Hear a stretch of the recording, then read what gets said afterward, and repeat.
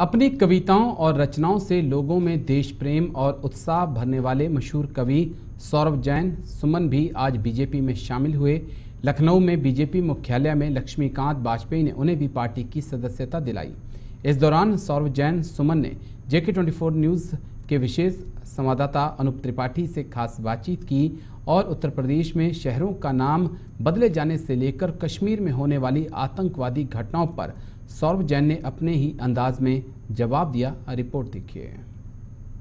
मशहूर साहित्यकार व प्रसिद्ध कवि सौरभ जैन सुमन ने भी लखनऊ में बीजेपी की सदस्यता ग्रहण की है। हमारे साथ खास बातचीत के लिए हैं सौरभ जी।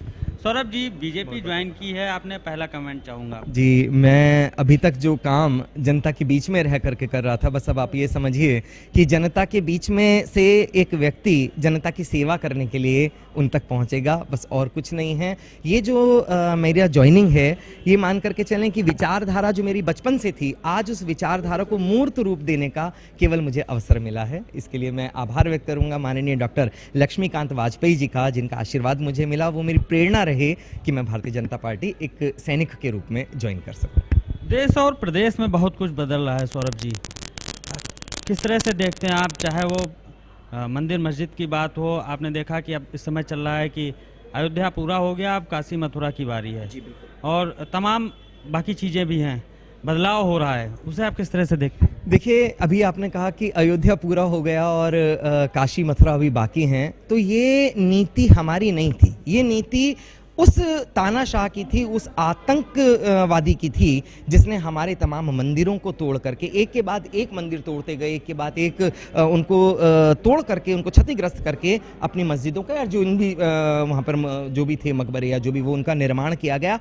अभी जो हो रहा है वो केवल संशोधन हो रहा है। उन तमाम चीज़ों में परिवर्तन हो करके, चाहे वो स्थानों के नाम हों और चाहे वो हमारे पूजा के स्थान हों, उनमें जो परिवर्तन हो रहे हैं वो परिवर्तन हैं जो नितांत आवश्यक हैं। जो पहले इन लोगों ने तोड़े थे उनको दोबारा से मान देने का काम माननीय योगी जी कर रहे हैं और जो कि होना चाहिए। अयोध्या में जिस शांति के साथ ये निर्णय स्वीकारा गया, सुप्रीम कोर्ट ने कहा कि वहां पर मंदिर बनना चाहिए। केवल कल्पना कीजिए कि आज उत्तर प्रदेश में माननीय योगी जी की सरकार ना होती और ये निर्णय आया होता तो क्या होता। कहीं कोई दंगा नहीं है, किसी प्रकार की कोई अशांति नहीं है। वो हिंदुओं के भी उतने ही हैं जितने मुस्लिमों के हैं। मैं एक पंक्ति हमेशा कहा करता हूं, आप लोग सुनिएगा कि हिंदू मुझे बड़े कवि की दो पंक्तियां याद आती हैं कि दिवाली में अली बसे। जब हम लोग अली का संधि विच्छेद कर, दिवाली का संधि विच्छेद करते हैं तो हम लोग देखते हैं DIWALI, और जब हम लोग रमजान का संधि विच्छेद करते हैं तो वहां पे राम RAM, भगवान राम के नाम से आरंभ होता है। तब वो पंक्तियां याद आती हैं कि दिवाली में अली बसें और राम बसें रमजान में, ऐसा ही हो आने वाला कल हिंदुस्तान में, ऐसा ही हो आने वाला। बस वही परंपरा का निर्वहन माननीय योगी जी कर रहे हैं। जो जिसका अधिकार है वो उसको दिया जा रहा है। ये सरकार चाहे वो प्रदेश की हो और वो चाहे वो देश की हो, अगर आप कहें तो मुस्लिमों के हित का सबसे बड़ा काम जो हलाला और ये जो महिलाओं को तलाक, ट्रिपल तलाक, इसके ऊपर जो दिया है, इससे बड़ा और क्या काम हो सकता है मुसलमानों के हित का?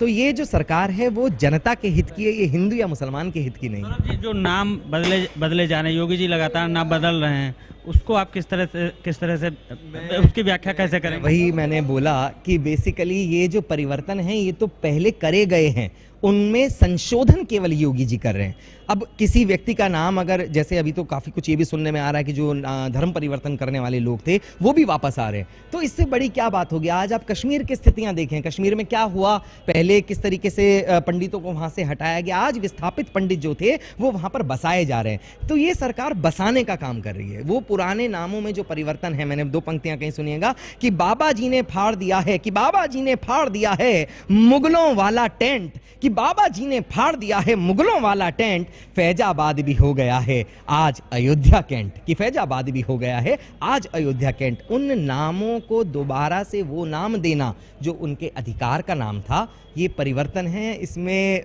ये नितांत आवश्यक है जो कर रहे हैं। आखिरी सवाल है, मोदी जी ने धारा 370 हटा दी, बहुत बड़ा बदलाव कश्मीर में हुआ, लेकिन अभी आतंकवाद नहीं रुका है, क्या कहेंगे? मैं फिर कह रहा हूं कि आतंकवाद रोकने के लिए वहां की जनता, जैसे आज उत्तर प्रदेश की आवश्यकता है माननीय योगी जी, तो इसके लिए अकेले योगी जी कुछ नहीं कर सकते, वहां की जनता का साथ आना आवश्यक है। आज योगी जी को जनता ने अपना समर्थन दिया था, तो आज योगी जी ने वो काम करके दिखाया है जो पहले कभी नहीं हुआ। ऐसा समर्थन जिस दिन हम लोगों को जम्मू कश्मीर की धरती से मिल जाएगा, मैं 4 पंक्तियां कहता हूं और शायद मेरी पहचान की सबसे बड़ी पंक्तियां हैं, आप लोगों तक पहुंचे। ऐसा नेतृत्व करने वाला, ऐसी क्षमताओं वाला एक मुख्यमंत्री जिस दिन कश्मीर को मिल जाएगा, उस दिन कश्मीर और जम्मू के दुख दर्द भी दूर हो जाएंगे। तब मैं कहता हूं कि राष्ट्रभक्ति के पृष्ठों से तुम नाम भले हटवा देना, मेरे जिस्म के टुकड़े चीलों कव्वों को बंटवा देना, और मैं कहता हूं एक बार कश्मीर भी दे दो योगी को, आतंकवाद यदि बचे तो मुझको इंचों में कटवा देना, कि आतंकवाद यदि बचे तो मुझको इंचों में कटवा देना। बहुत शुक्रिया सर बातचीत के लिए, समय देने के लिए। आप थे सौरभ जैन सुमन, प्रसिद्ध कवि, मशहूर साहित्यकार। उन्होंने बीजेपी ज्वाइन की और तमाम मसलों पर उन्होंने खुलकर अपने विचार रखे और कहा कि योगी जी उत्तर प्रदेश में वो काम कर रहे हैं जो यहाँ का इतिहास कभी बदला गया था, अब उसे वापस